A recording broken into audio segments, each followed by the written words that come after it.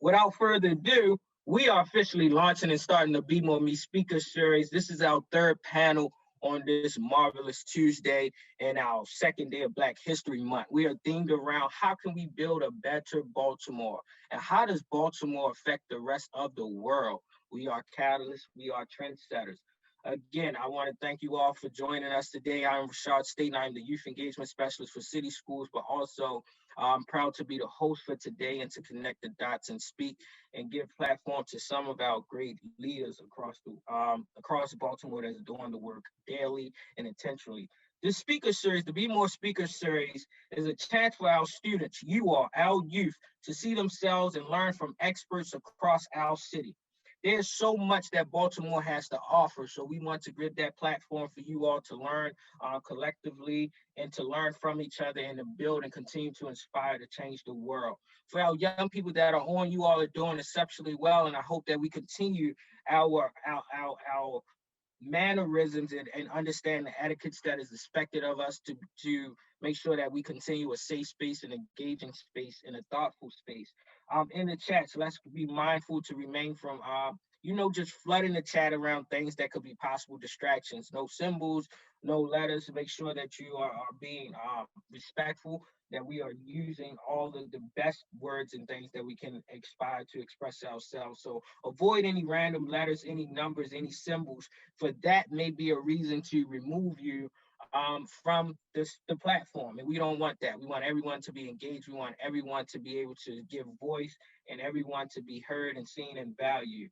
Again, continue to post your positive messaging. If you have any comments, questions that you want to be lifted up to the panelists that you'll be hearing from very shortly, do so in the chat. If you have any tech issues, we have a personnel that you'll see in the membership that says tech help. Make sure that you directly message tech help. Also, we'll be sharing this platform and this live session on City Schools YouTube page as well for those that are not joining us but want to watch it or rewatch it again. So thank you all. Welcome to the Be More Me Speaker Series. This is Rashad State, and we're about to talk about how can we build a better Baltimore and how Baltimore affects the rest of the world. Awesome. So thank you all. And without further ado, I would like to allow space for Dr. Santalisa, CEO of Baltimore City Schools, to give us a warm, welcoming, and positive message. Hello, and welcome to the Be More Me Speaker Series. I'm Sonia Santelises, CEO of City Schools, and it is so exciting to have hundreds of students and their teachers participating virtually today. At City Schools, we are committed to providing our students with an education that will enable you to thrive as whole people. This means not just learning facts, but also having the opportunity to explore who you are and what you value. It means honoring your experiences, your culture, and your humanity. We are also committed to dismantling systems of inequity that have been with us for hundreds of years. This means going beyond mainstream history and engaging with counter narratives that lift up voices and people who have been silenced in the past. It means taking back our city's narrative and defining for ourselves who we are and what our story is. It means celebrating the power of Baltimoreans to innovate, create, and lead in building an even better Baltimore. So, what does this look like in school? It looks like the Be More Me units you're engaged in. You were challenged to write evidence-based arguments using difficult and complex readings. But those readings included diverse perspectives and voices that are not often heard. You were asked to come up with your own opinions and exercise your own voices, and you were given space in the classroom to do it. You were asked to think about who you are and what you value and how that impacts our community. And today, we ask you to embrace the city as your classroom and learn from and with our amazing panel. I want to thank your teachers for helping to break down the walls of the classroom and the community by bringing you here today. And to our panelists, who are leaders in our community, who are willing to pass on and share their learning to you. I also want to thank our student moderator who helped design the questions for the panel to ensure that you hear these powerful perspectives. I also want to give a shout out to the BMore Me team and to NLD Strategic, who have been critical in making the speaker series happen. And finally, I want to thank our partners at Mess in a Bottle, although I can't tell you why, because it's part of what happens at the end of this session. Most importantly, I want to thank you, young people, for the hard work and commitment you put in to learn and think and grow every day. This has been an incredibly challenging year in which you have faced uncertainty and had to adapt to a whole new paradigm of learning. I'm proud to say that you've done it with grace and commitment. You, our young people, are our greatest asset. You are our gems. And I challenge you, as you listen to the panel today, to think about the role that you want to play in our city's present and our city's future. Thank you and enjoy today's panel. Hello, and welcome to the BMore Me.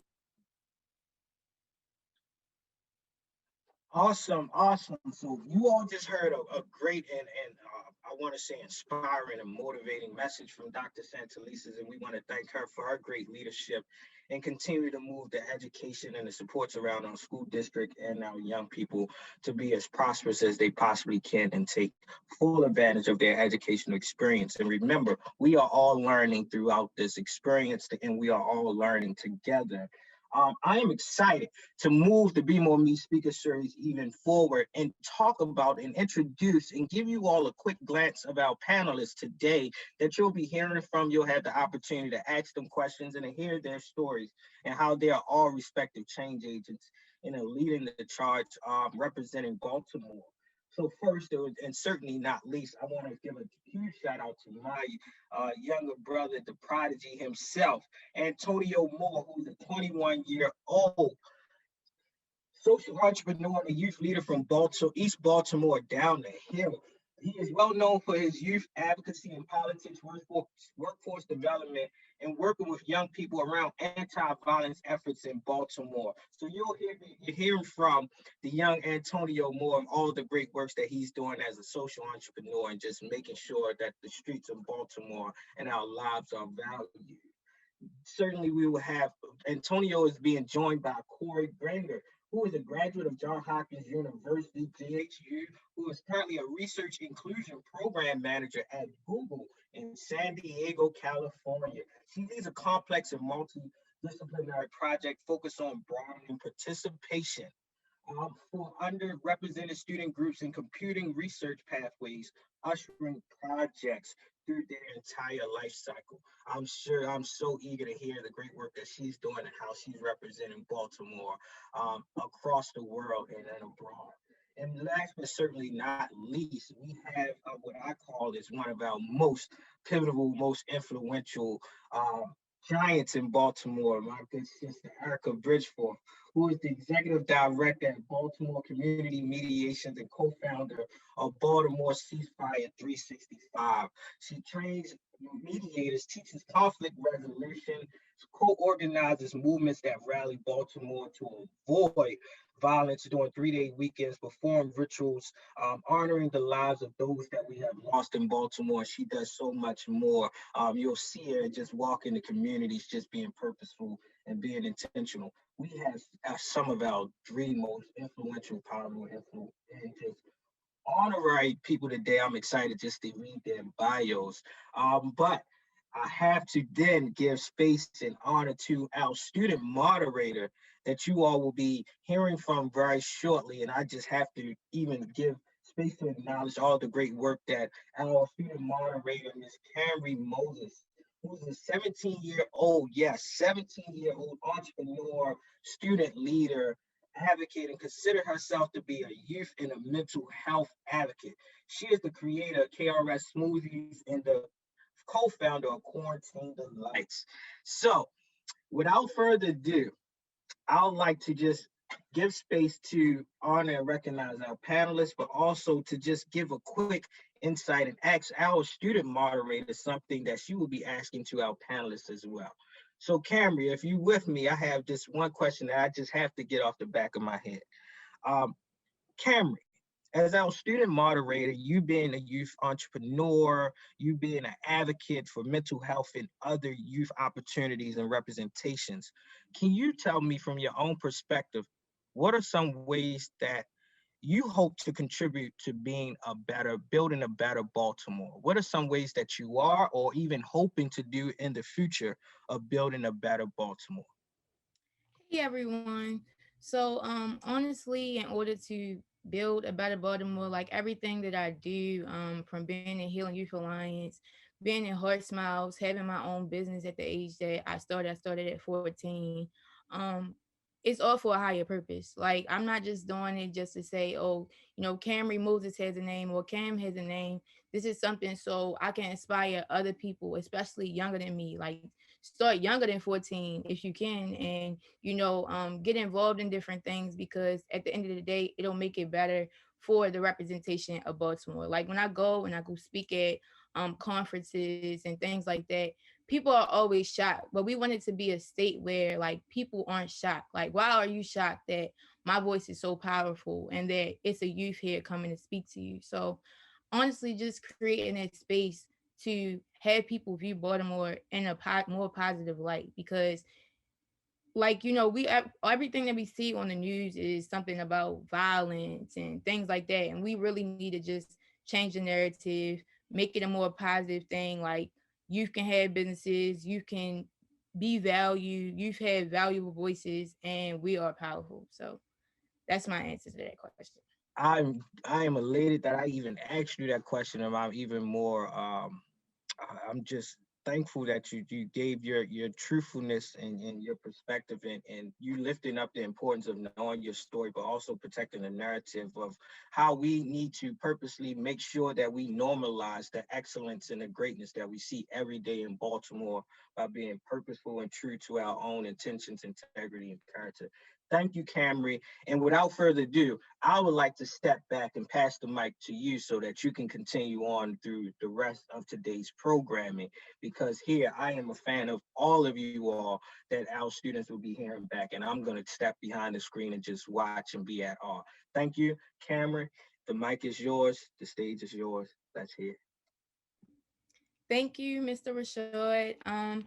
Hey family. Every time I go and speak to new people, everybody that I talk to new are now family. So welcome family.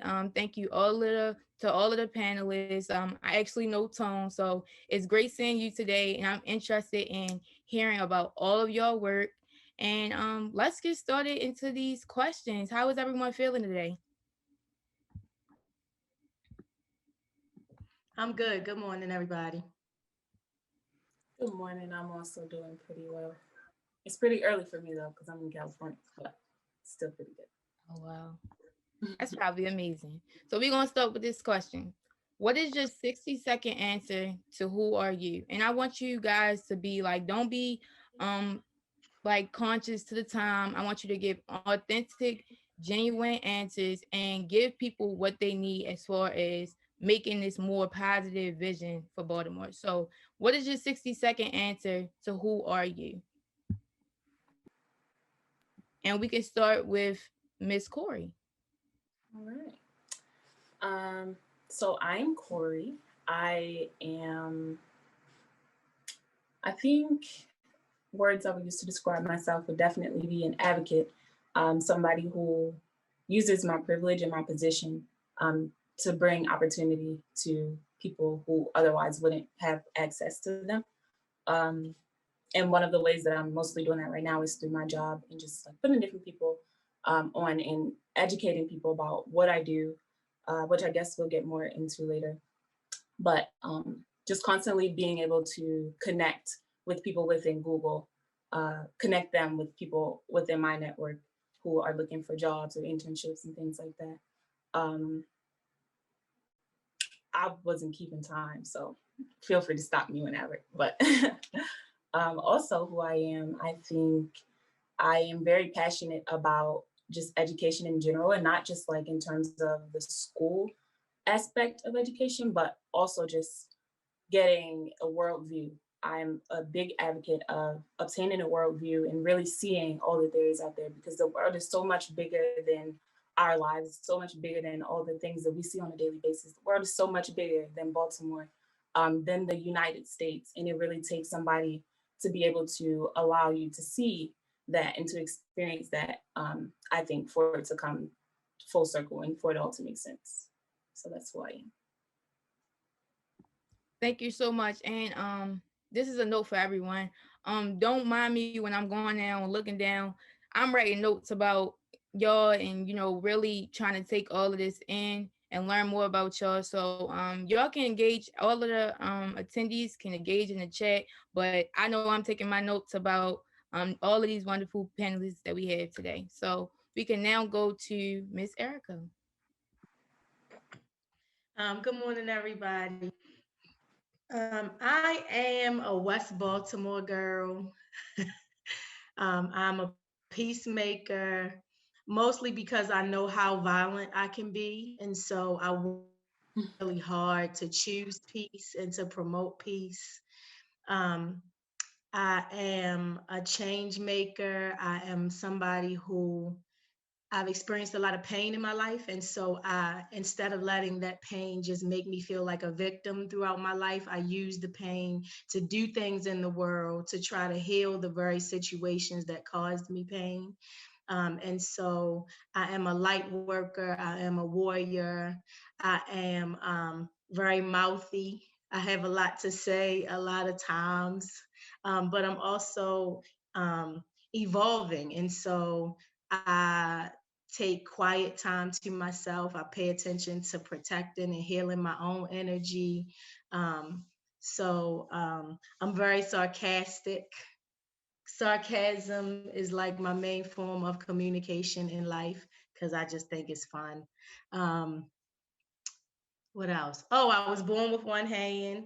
So um, I am somebody who looks broken to the world. And so I'm always making sure that I'm standing in my own wholeness and not taking the world's perception of me and using that to guide my path, but instead to go inside of myself and decide who I want to be, regardless of who other people perceive me to be.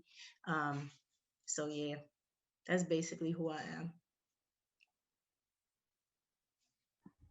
Thank you so much. That was powerful. I took all my notes. I got a lot of questions that I need to add to the questions later on, but I wrote them down. So I'll definitely be asking y'all. And lastly, Tone, who are you?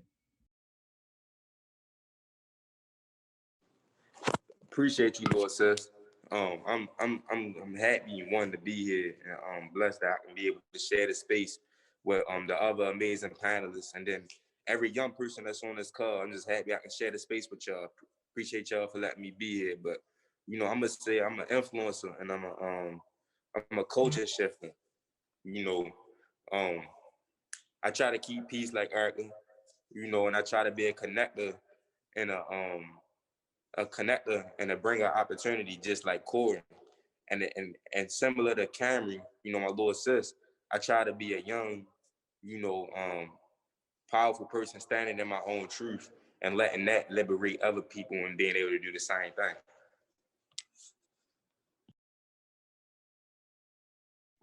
Thank you so much for that. I definitely have these questions.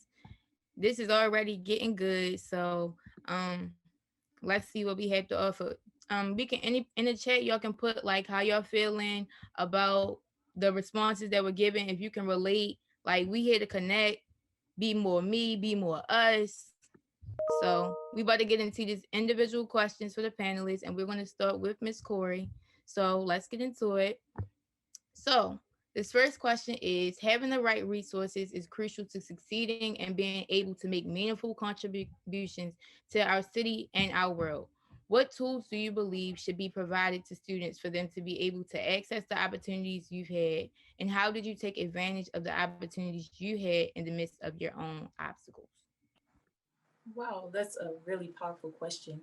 I think the biggest resource that you can have is exposure, just because we don't know what we don't know, right? And so we always tell our young people to dream big or to think big. But if they've never seen what that means, if they've only seen the things that are within their immediate view, um, we can't really have that expectation. And so I think resources that allow students to be able to get a better worldview. So programs that offer the ability for students to study abroad, regardless of whether or not your family can afford to send you off to a different country. Studying abroad was one of the most eye-opening experiences that I had in college. I actually studied abroad twice. I went to Israel the second time and to Spain the first time, and just being surrounded by people who just come from a completely different world really just opened my eyes to the fact that, there's really so much out there. And it was a very humbling experience. And it went beyond just the academic reason that I was there. It went beyond the classes that I was taking, but I had the opportunity to interact with students from those countries too. And it just really allowed me to be able to kind of see the bigger picture in things and to be a lot more appreciative. And I think definitely a lot more appreciative of, the resources that I had available to me, and other resources. Definitely a support system, because this is impossible to do anything by yourself completely. Even what I hold as one of my biggest accomplishments, which is graduating from the Johns Hopkins University.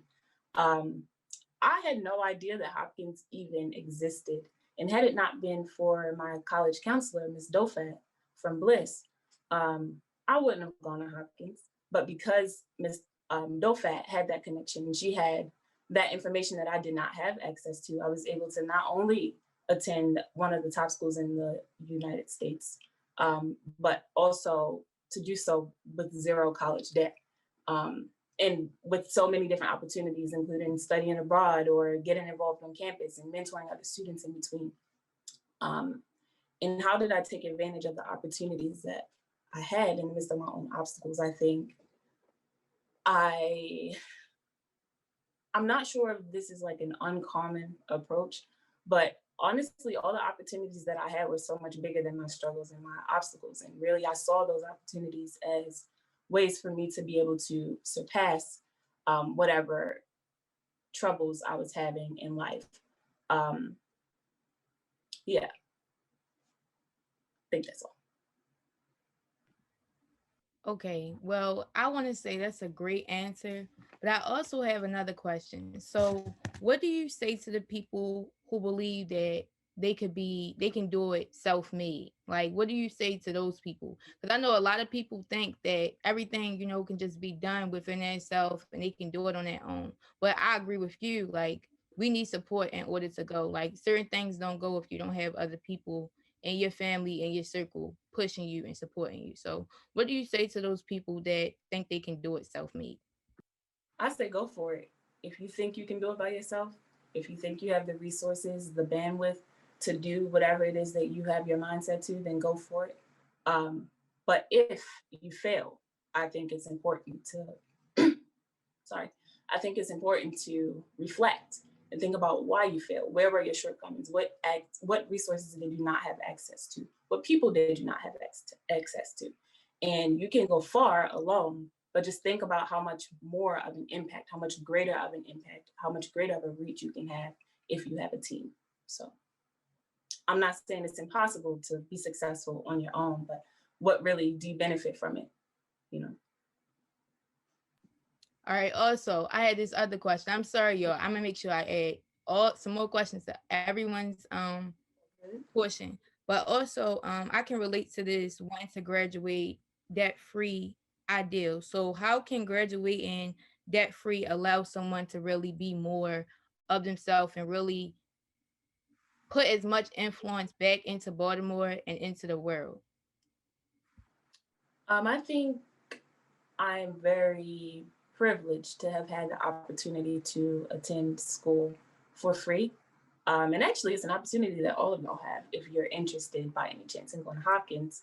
So they have the Baltimore Scholars Program, which basically is a full ride program for any student who gets into the university and who has graduated after attending from, I think it's 10th through graduation. You had to have attended a high school in Baltimore City. But back to your question, I think just having zero debt is something that is not very common for most people. And it's really a freeing feeling. And granted, I wouldn't really know what it would feel like to have debt, but I imagine it's a lot more heavy, it's a lot more burdensome. So one of the main benefits of that is just being able to have more disposable income than I would have if I had debt. And so I use a lot of my money personally out of my pocket to participate in like mutual funding opportunities and to just send money to people who need it, to help my family out, things like that. And so, yeah, does that answer your question? Yeah, it definitely answers my question. And I also want to kind of add to that answer. So for me, I'm in the 12th grade. I go to Western, and one thing for me, like it's always been for me that I didn't want to, be in a space where I had to owe somebody. Like for most part, I'm independent, and when I started school, I was really intentional about the things that I wanted to do. So I came into school and I was like, I want to get a 4.0 or better every quarter of my high school career. And I did that. And now I might have the opportunity. I basically got a full ride to Spelman and have had 18 acceptances so far. So I just really want to tell everyone to be intentional about how you take this education thing. Like, it's going to be hard. Like, you're not going to always like your teacher and things like that. But like I said, everything is for a higher purpose. You graduating debt free is teaching other people how to have financial freedom and to learn more, because it's a lot of times where we don't learn everything that we're supposed to. And if you're given the chance to have a higher education, you can take that information and come back and give to the community, and also have that worldview of making an impact on the world and just not being boxed in to being in Baltimore, but creating inspiration for people all around the globe. So sorry if I kind of took your spotlight away a little bit, but Oh no, I just I wanted love to to share share. That was a that. wonderful answer too. Thank you so much, Cori. We're now going to move on to Tone. So, well, yeah, we're going to go to Tone and we're going to come back to Cori, because I kind of want to mix it up, like y'all can hear different perspectives. So for Tone, how do you think the school district could do more to teach and instill entrepreneurship in young people? And where and how did you learn to be an entrepreneur? Because being myself and also being in school, I know they didn't teach me entrepreneurship, and it's something I kind of knew like outside of school about being an entrepreneur. So I want to know like more about you and what your perspective is on this question. That's a good question, Kamri. Say for the school district to teach more about entrepreneurship, um, Cori made a good point earlier when she said it's all about exposing them and giving them that support system, that network. So good programs like, Heart Smiles, programs that, we participated in can help to give students that education and that platform to be able to explore that. That's what the school system can do better as far as helping to create a better generation of entrepreneurs. Um, I learned entrepreneurship in a different way. I've been an entrepreneur since, I was probably like 12, 11 years old. So, getting into various things and learning from my environment, and having different experiences, I was able to transfer some of those different skills into learning legitimate entrepreneurship. And I think a lot of times, a lot of young people have those same opportunities. They just don't know that they can transfer into, a more positive and more legitimate way.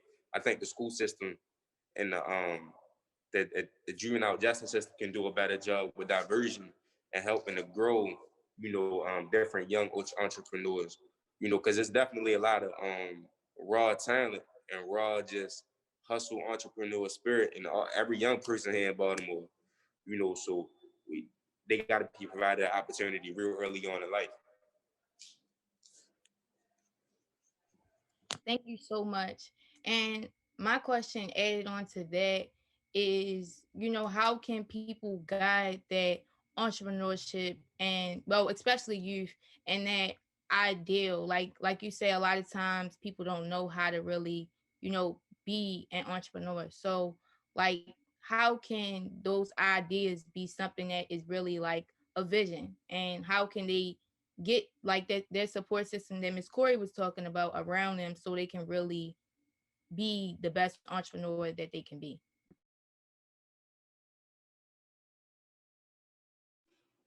That's a real good question, right? Um, when it comes to entrepreneurship, how can they be guided and provided with a better way of entrepreneurship? Um, it all begins with their relationships, who and what they connected to, right? So if you got good people like Miss Erricka, right, and Miss Nakia, who's able to use their network and their relationships to be able to connect young people to promising young people, because all of our young people was promising. Everybody on here, everybody on this call right now, y'all got some type of, untapped potential or promise, right?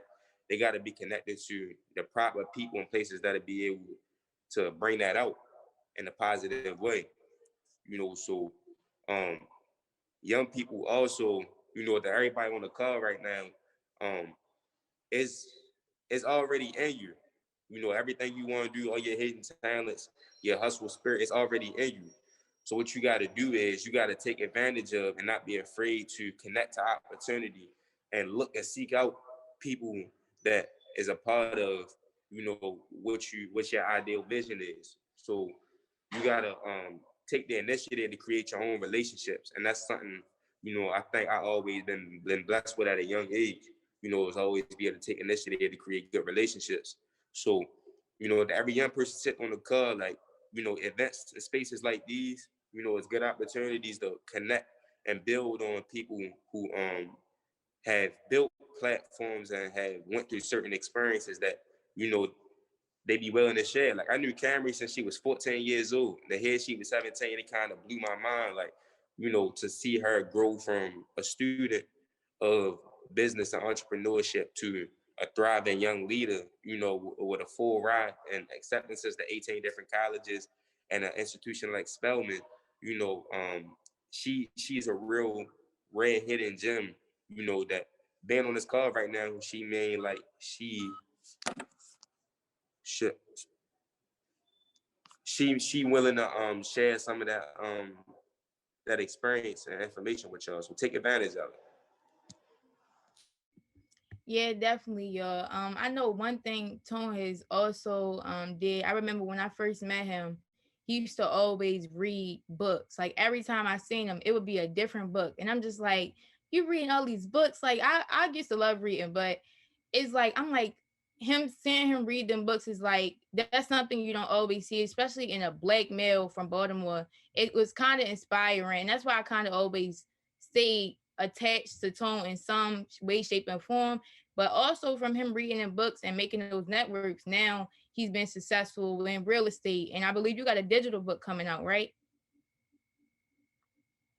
Yeah, thank you for that plug too. I definitely got a nice little ebook on the way, about real estate, how to get into real estate in Baltimore. It was designed and made for young people in mind too, so really simplifying it and being able to break it down to that simple science that we gonna understand as young people to be able to give y'all that power and that tool. Thank you so much, Tone. Stay tuned for that book, y'all. We are now moving to Miss Erricka. So for you, Miss Erricka, you work with adults who serve as mediators in communities. What do you see is the biggest challenge and or disconnect between adults and the youth of Baltimore, and how do we overcome it? So basically addressing that gap. Like what's the gap? Yeah. How do we get over that gap? I think there are a few, but I think they're mostly grounded in this idea that the youth are our future. because it means that adults don't really pay attention to who young people are right now, right? So, because if we're busy going, oh, the kids are the future, the kids are the future, we're busy trying to make y'all be what we want y'all to turn out to be. Meanwhile, adults always tell children, just be yourself and you can conquer anything, be yourself and you can do whatever you want. And then adults spend most of your life trying to beat who you really are out of you, telling you you're too much of this or not enough of that, or you shouldn't think this way and you need to do that thing. And so while guidance is absolutely important from adults to young people, right? Because there's some things you just haven't been through yet. So there's some things you can't know. And so, yes, we should be giving guidance.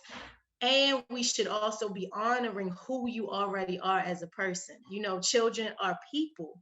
And so I know that the reason that I have been able to be who I am in the world is because when I was a child, my parents and adults around me nurtured who I was as a person. So yes, I was loud. Yes, I had a lot to say.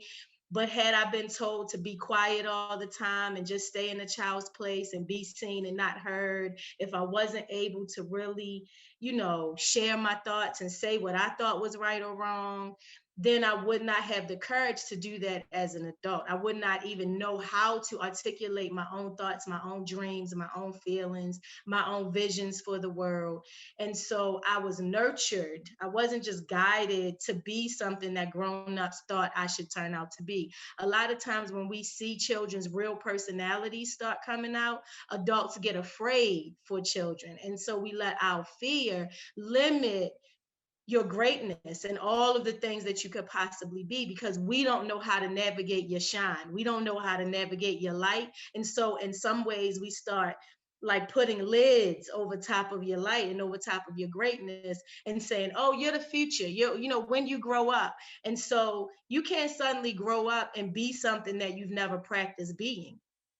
Right? If you never knew where your greatness really is, if you never knew how to follow your own heart, then you can't suddenly grow up and know how to speak your truth and follow your heart and stand up for what you know is right. Like that takes practice in being able to do that. And so I think the more that adults check their own fears, and even if you notice a young person who is very different from you and taking a different path than you took, don't assume that their path is not the right one for them. If they are following their dreams, if they're doing what they really believe is the right thing for them, if they're expressing their art. I know, for example, when I was raising my children are all 21 and older now. And so in raising them, they could, I have a mohawk with dreadlocks, and my kids like to have mohawks, and their hair might be any color. We Baltimore girls, who knows what color our hair might be. Sometimes their hair was green, sometimes it was purple, sometimes it was blue, and they were in elementary school. And so grown-ups would say, you let your children wear their hair like that? You let your children get, when they were in middle school, they could get, the piercings where they wanted them. You let your kids get, and I'm like, what do you mean let them? Like, if this is how they want to express and show up in the world, who am I to stop their shine? Who am I to tell them that self-expression is wrong when it's not hurting anybody? It might make others uncomfortable because it's outside of what they would do, but it doesn't mean that my babies are wrong for being who they want to be in the world. And so I think that disconnect of adults viewing ourselves as lording over children instead of co-creators with our young people, instead of honoring the gifts and the talent and the light that you were already created to be. You were sent here fully whole and in your own shine already. And we shouldn't wait for the future for that shine to start manifesting. We should be nurturing that shine and making space for you to shine your light in all the ways you can possibly think of as you are growing in this world. And then when you become an adult, absolutely, you'll be unstoppable. absolutely, you'll understand that being you defies any type of oppression, any type of rejection, anything that these systems have in store for you. If you show up in your fullness and in your greatness, it is very hard for those systems to do the things that they're trying to do to you, because you know that that's not what you're here for. You're not here to be stopped. You're here to fulfill your highest vision of yourself. And so young people need to know that early on in their lives, not, oh, I can be all of this when I grow up. And I think that disconnect then like expands and grows to all of the other ways that we misunderstand our young people, that we don't listen, that we go, oh, what you know about that? You're not old enough to know about that. If I'm saying it, I must know something about it in my own experience. Like, dang, can I have my own experience? So I think that for me, that's the biggest thing. Thank you so much for that.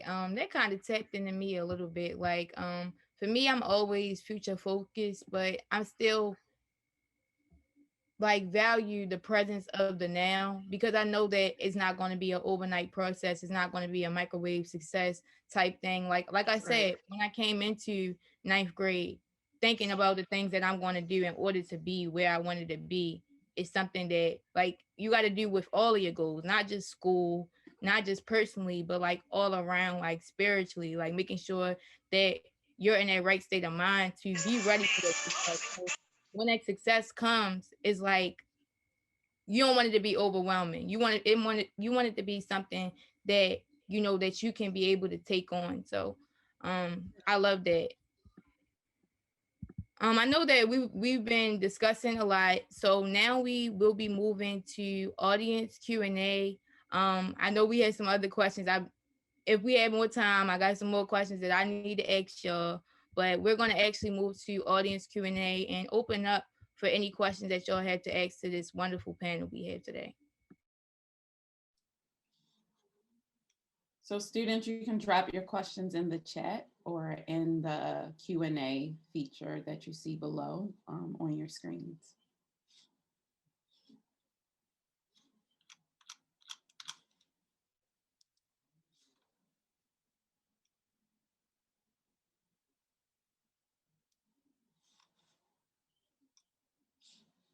And y'all, I want y'all to note that, you know, like Tone said, we have a lot of different experiences sitting here on this call. So being vocal and getting the information that you need in order to succeed is definitely essential right now. So make sure you get those questions answered. Like, even if you might have a little confusion about something that was said, like make sure you ask that question and be vocal about that concern. We haven't done this before, but I think Zoom updated. So our attendees now can ask to talk. So if you have a question you want to ask in your voice, raise your hand and we can have our tech support unmute your mic so that you can speak.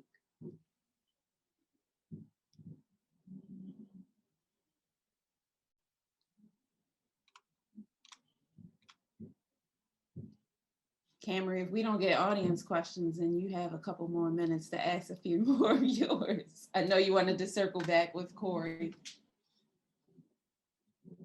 Okay, we can actually go to Cori's question then. And then maybe some more questions will arise. So my question for you, Cori, is what's your vision for Baltimore?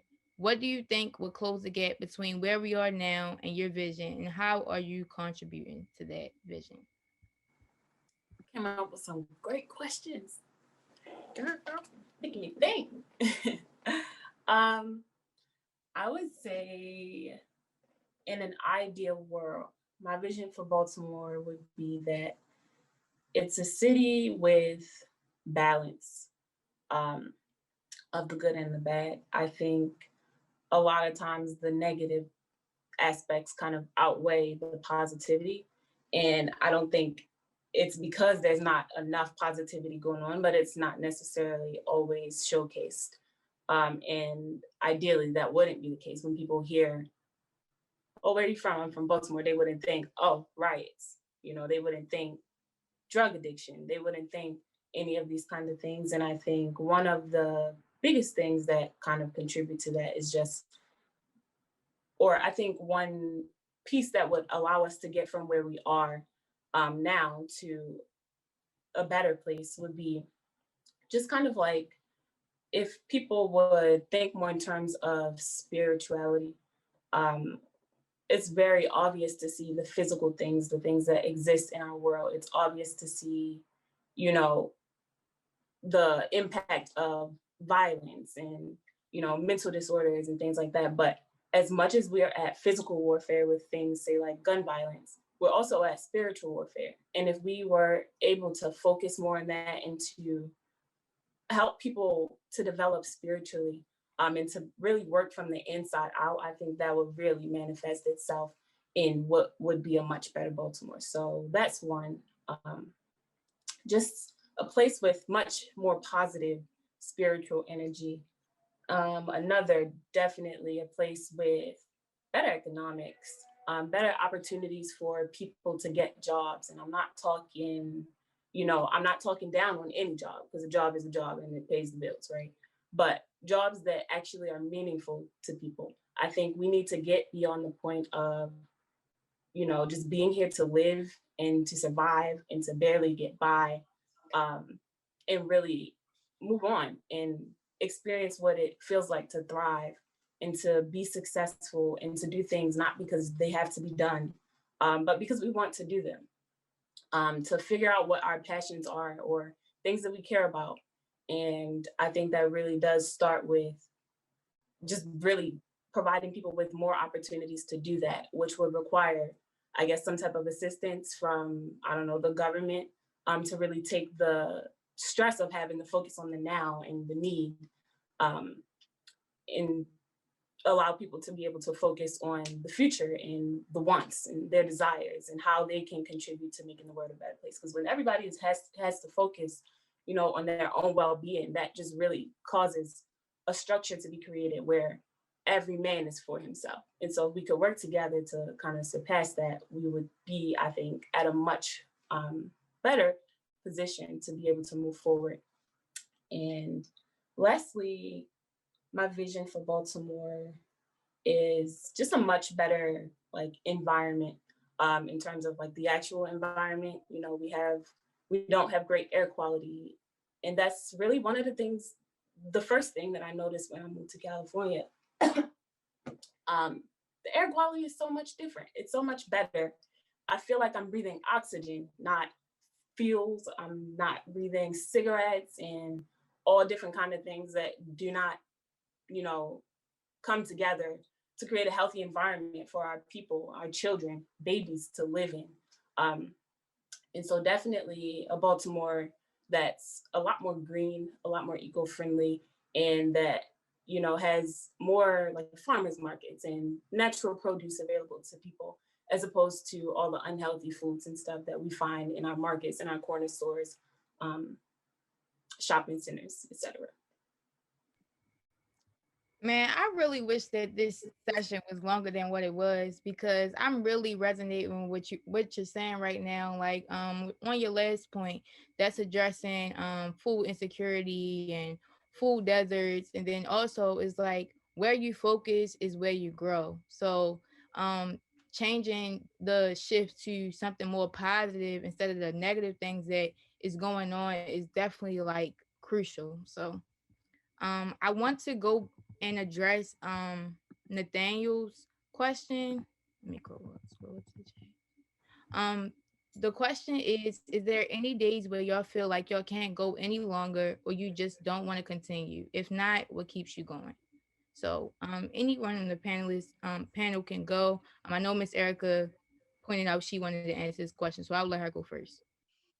Yeah, this is a really good question, because I think that when you see people who are in the public eye or people you admire who are doing really good things, you only see the good side. You only see our good days. You see our Facebook posts, you see us in the streets, you see, you know, wherever you see us, you're seeing us like it appears, you know, they're like, oh my goodness, how are they doing all of that? You don't know what we go through in order to show up the way that we do. And so I think it can be misleading sometimes, because then people think, oh, I got to have it all together in order to do what I want to do in the world. I got to, be perfect in order to do what I want to do in the world. And it's just not true. So I face murder and violence every single day. Like, there are not, I think murder is probably the darkest energy, the most toxic energy known to human beings. And I literally face it every single day of my life. And so um, I absolutely have days where I'm like, what in the world did I sign up for? Like, what, just even in the ceasefire and organizing it and everything, I didn't realize how big of an idea it was. There was no way in the world that I could have known that it would start to become what it has become in Baltimore. I had no idea that I would end up, being led to go to every single murder space in the city and pour love and light into every single space. And that kind of stuff, it triggers my own pain about people I've lost. And since I've started doing those rituals, some people who I love have been murdered, and I've had to show up at their murder spaces and bless the space. And so, like that, once you decide to really like step into your purpose and just take baby steps even into it, things unfold in ways that there's no way you could have known. And I think it's like that on purpose, because I know good and well that on the day in 2017 when I decided I'm going to say this thing out loud about us having 3 days where we just celebrate life and we make commitments to peace. I don't know what it's going to be called, but we got to try, right? If that day I had seen everything that was going to happen, all the ways people were going to come at me and tell us we were stupid and it wasn't going to work, and people were still going to get killed on ceasefire weekends, and families I was going to have to meet. And like, if I had known all of the things that was going to happen, it would have scared me, and I probably would have just been like, what, never mind, I'm good, I'm gonna just stay over here in my corner training mediators, because I was already doing good work in the world. It wasn't like I was doing nothing. And so I absolutely have days where it hurts so bad, I don't know how I'm gonna keep doing it. And I know that what makes me keep doing it is that when you are walking in your purpose, it feeds you. Right. So although I get exhausted, although I get tired, although there are some days that I can't believe how painful it is, because I'm in my purpose, I see miracles all the time in the middle of tragedy and things that people say, oh no, that can't happen in Baltimore. I'm like, I don't know what Baltimore y'all paying attention to, but it's miracles popping off all the time in this city when you are really doing the work that you believe needs to be done. So, and I know that even if one life is saved, even if one heart is touched, even if one student right now is listening, going, you know what? I did in my heart that I want to try. And this is decide maybe I can take a baby step, right? Just even if you touch one person, if you shine light into one person's heart or one situation, it is worth everything that you go through. And so me worrying that because I'm not going to see my brother again and my cousins again and my friend Tater who just got killed and like all of the people that I've lost, if the work that I'm doing keeps somebody from not having to go through that, that's what feeds me. That's what makes me go, yup, one more day, yup, one more step. And then the miracles that happen remind you, oh, right, this is why I'm doing it. So I stopped listening to the people who say it's stupid and it's not going to work. And what are y'all doing? It's still over 300 murders in the city. It must not be working. You think that because out there doing work. When you're doing the work, you see how people are changing and how much love matters. How much when people feel loved, it changes the path that they're on.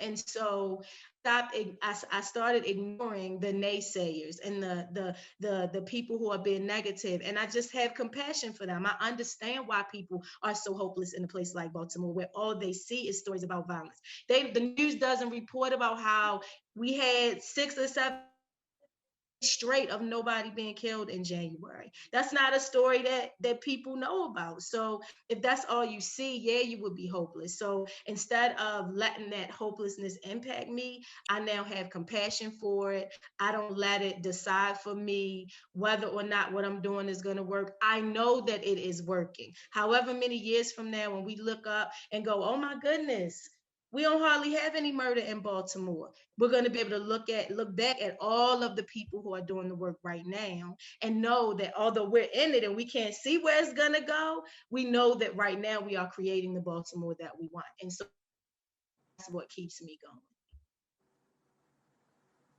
Thank you so much for that insightful response. Honestly, the whole call to action is really just planting those seeds. Like, we all are gardeners and we got these plants. And plants are people, and we're watering the plants, even though it may be painful and it may be hard to get that water to make sure that we can plant those seeds. It's still something that we have to do. So I'm not sure if all the other panelists can resonate with that response, but I know we're coming close up on time. So, do anybody have any other call to actions that they might want to say to these young people that are watching us? I mean, I'm a young person myself, but some other things y'all want to say. I was going to jump in and acknowledge the young kid Nathan, right?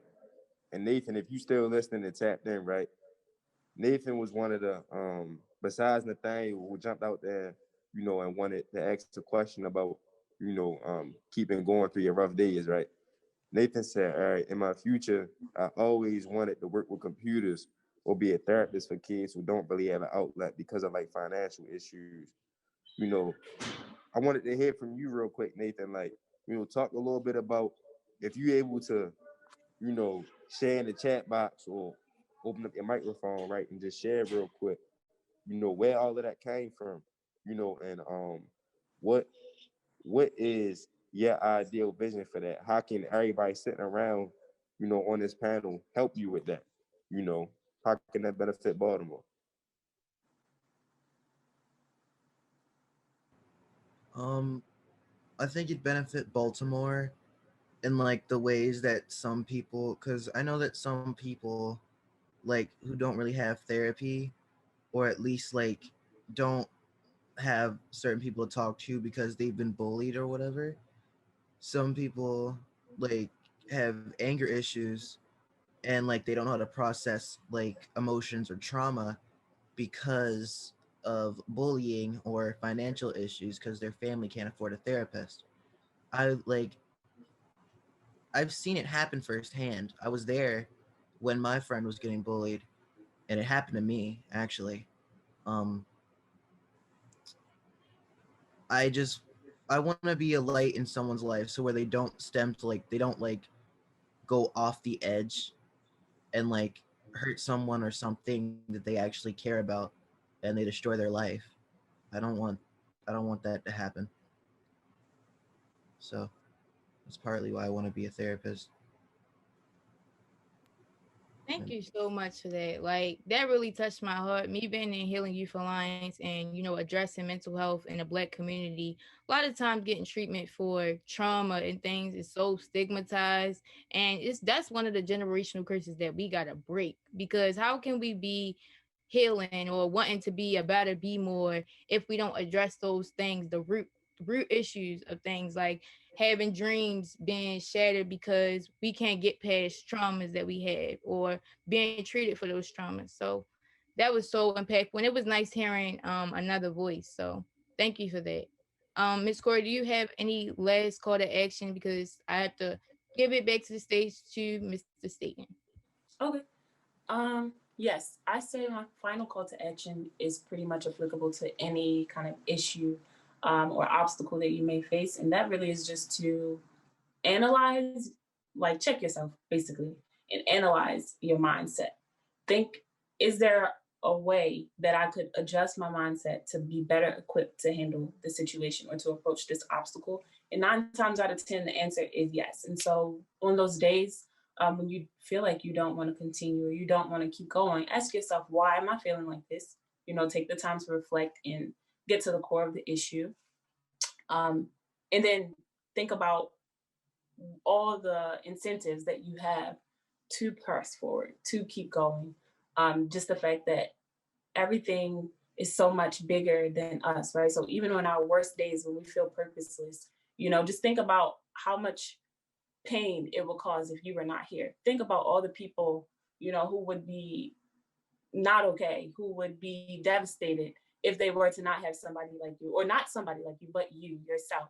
And just think about all of the, things that you do contribute to the world. And if you feel like you don't contribute anything to the world, figure out what you want to contribute and figure out how to make it happen. So in pretty much any situation where negativity is trying to take over, I think the right answer, or a good answer that could get you to a step closer to the right direction, is really to evaluate and adjust your mindset. Thank you so much. And I know Tom has a quick call to action. So right after that, I'll be shifting it over to Mrs. Staten.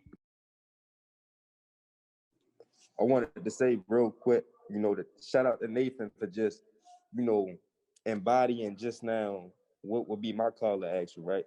So I'm gonna tell every young person on this call, and Cori, I know people like Cori, Erricka, and even Kamri, right? And even Rashad. Shout out to Rashad too, for being a pioneer in this space, right? Young people, don't be afraid to take risks. Take risks and prosper, right? Is an acronym. I know y'all probably heard of Nacho Bangers before. So, my guy Killer, he teaches it's called TRAP. It's take risks and prosper, right? So Nathan, when the opportunity was put out there, right? He seized the moment and he took advantage of it, and he was able to just impact the space, right? And that's a lot of times, that's where the moments of real power come in at. Because when you taking risks, you overcoming the biggest battle, which is yourself. So Cori and Erricka talked about, those days where, they battling with, the obstacles, and it's really all with yourself. Most of it, the hardest battle is gonna be with yourself. So taking risks is always being able to say, all right, I'm not gonna be scared or afraid to do this, or I'm not gonna listen to my doubts and thoughts in my head. I'm gonna go after what I want. And it's just gonna be that. Because initiative creates luck.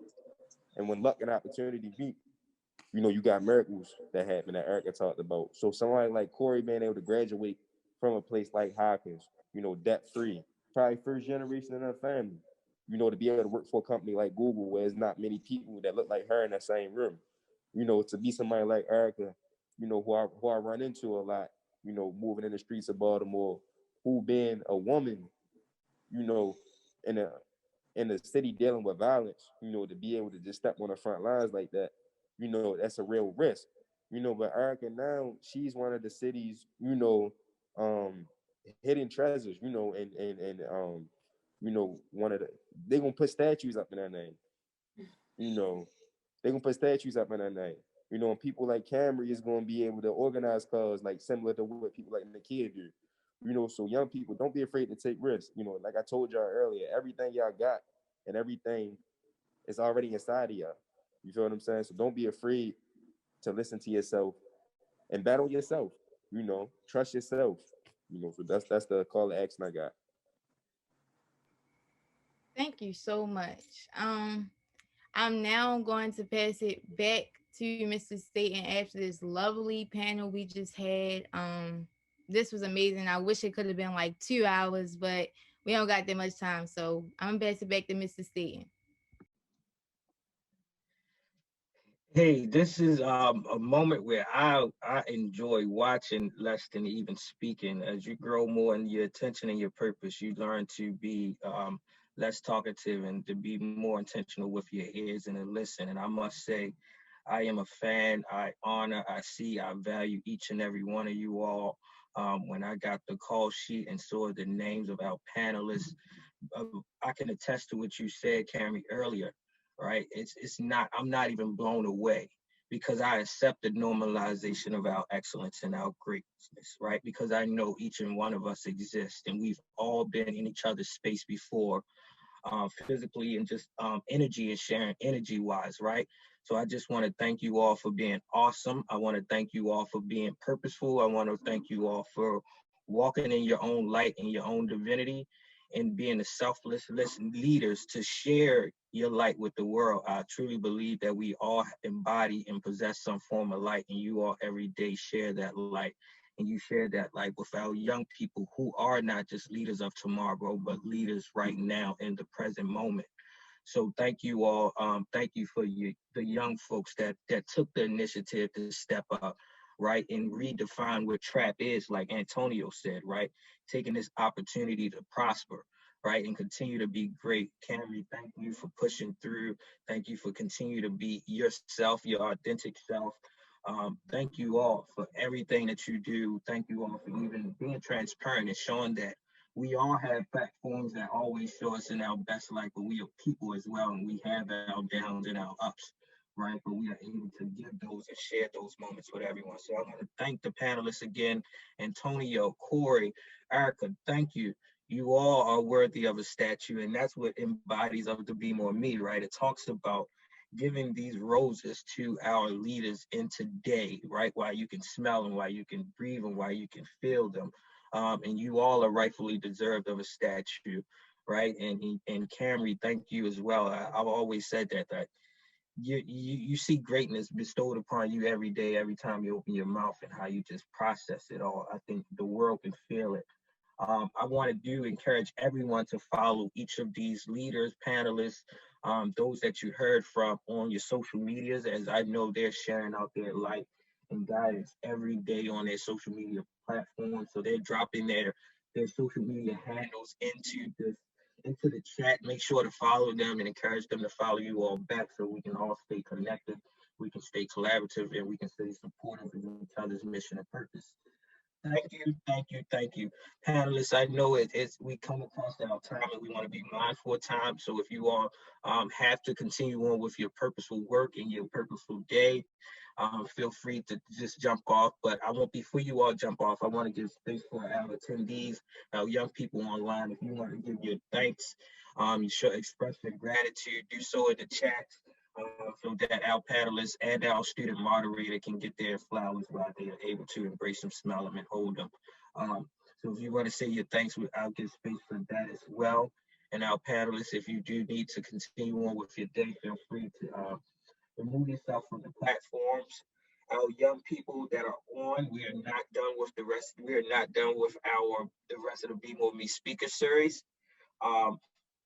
But we want to give space to tell you how that your takeaways are valuable, and we want to make sure that you all are well aware that your takeaways are being captured and they'll be shared back with you all.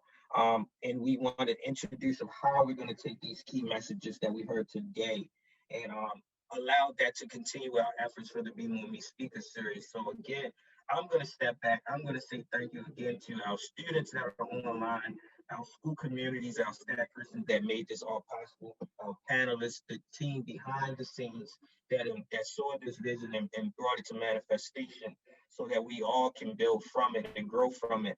And I'll pass the mic on to my colleagues, Nakia and Christina Ross, that'll tell you even more about how your key messages and what is next towards the context and the programming of the Be More Me Speaker Series. Stay tuned, stay connected. We are not done yet.